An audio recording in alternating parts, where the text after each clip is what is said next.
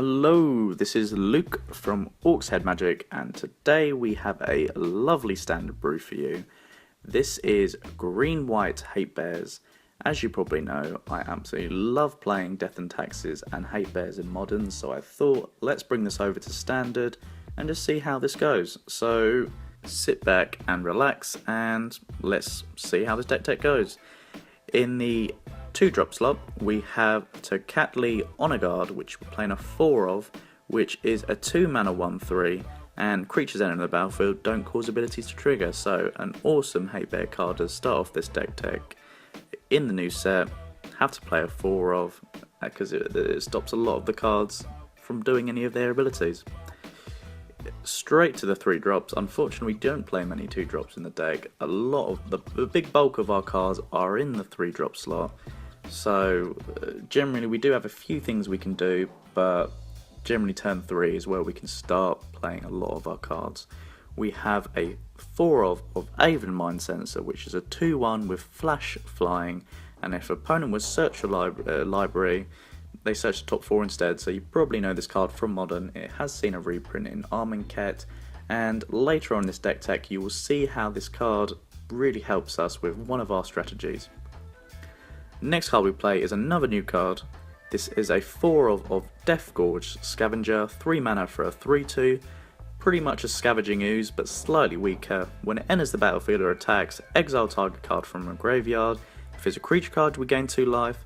However, if it's a non-creature card, it gets +1/+1 until end of turn. Unfortunately, it's not a +1/+1 counter, it is only until the end of turn. However, it is a really good card just to sort of have a bit of graveyard hate there, and it's just a generally good all-round card. I mean, we all know Scavenging Ooze to be a really good card, so I think this is definitely standard playable. Next card we play is a 2 of Fairgrounds Warden, which is 3 mana for a 1/3, and it pretty much just exiles a target creature until this card leaves the battlefield. So a bit more removal in the deck, another Hatebear, I would say. The next card we play is a 4 of Kinjali Sunwing, another new card from Ixalan. It is pretty much the dinosaur version of Thalia Heretic Kafar. Unfortunately, we do lose her in Standard. However, this is a very good replacement. It flies, and of course their creatures come in tapped, so that really does help us.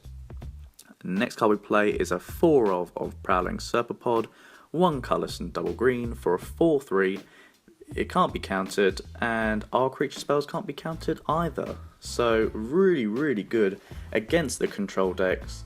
Of course, a lot of people would say play this in the sideboard. I think it should go in the main board because we're playing a Hatebear deck. And of course, if we don't come against any control decks, we can just sideboard it out. But at the same time, it is still a 3 mana 4/3, so it is a pretty powerful creature. The last creature we play is a 4 of Ramanap Excavator. 2 colourless, 1 green for a 2/3, and you may play land cards from your graveyard.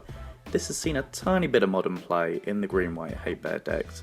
However, in Standard, with this new land that I mentioned earlier, we can use this and keep getting it back and reusing it over and over again. The next card we play is a 3 of Gideon of the Trials, which is an awesome Hatebear Planeswalker, 1 colourless, double white. First ability pretty much prevents all damage from a target permanent would deal until our next turn. 0 mana, as typical with Gideon, it becomes a creature. It's a 4/4, a human soldier with indestructible until end of turn. And then its bottom ability, which everyone probably loves to hate, is that it makes a token saying that if we control a Gideon, we can't lose the game and the opponent can't win the game.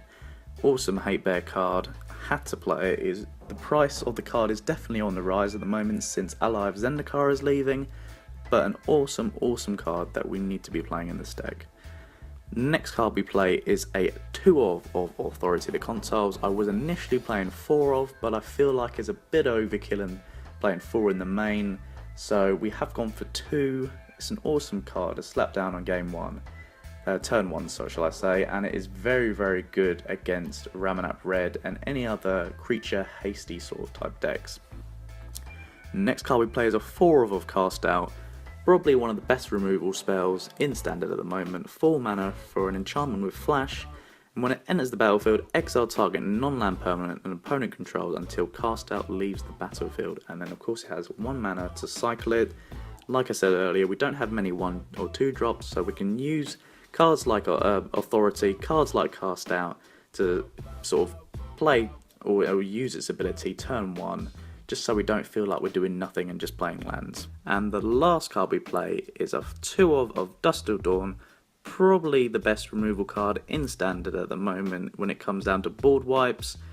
2 colours, 2 white for Dusk, destroy all target creatures, with power 3 or greater. Awesome for us because a lot of our creatures are under 3 power. And then its Aftermath ability, Dawn, for 3 colours and double white. Return all creature cards with power 2 or less from our graveyard to our hand. So again, a lot of our creatures, if they've been removed throughout the game or they've done a board wipe, we can use Dawn to get them all back into our hand and then play them again. Onto the lands. I will now reveal the land which I mentioned earlier, which is a new one, Field of Ruin, which is pretty much the standard version of Ghost Quarter.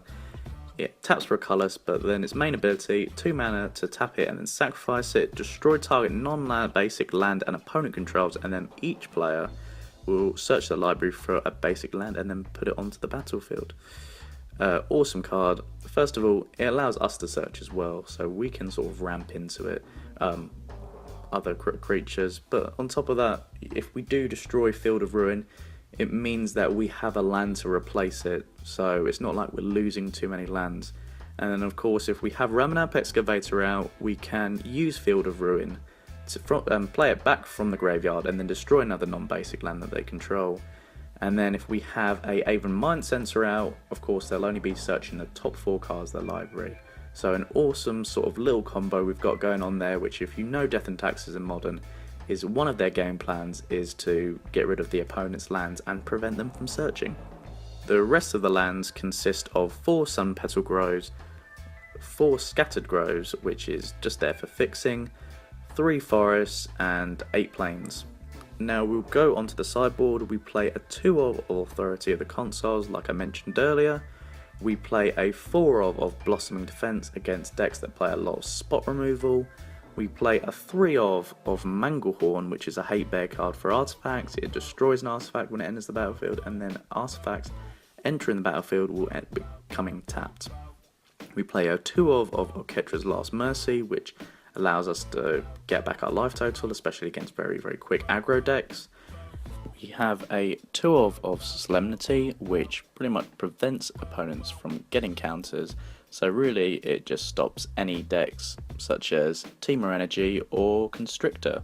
So really good card to play. We play a 1 of Oketra of the True, which is a really good card against decks that play a lot of board wipes, because this of course will stay on the field, and then we can keep using its ability to keep creating creatures if we end up, not having many cards in our hand. And then we play another Dust Till Dawn in the sideboard, which of course we can use for any sort of dinosaur decks or any ramp decks that play very, very big creatures, which will of course stop our creatures from attacking. So that is the deck overall. I would love to hear your suggestions in the comments below with any cards you think you would add or you would take out, or just any thoughts about the deck itself. There will be a link to this deck tech in the description box below, so you can have a quick look at MTG Goldfish and see what the prices are, and of course if you want to buy it, there'll be links to buying the deck itself. So that is it. Thank you very much for listening, and goodbye. Thank you for watching the video.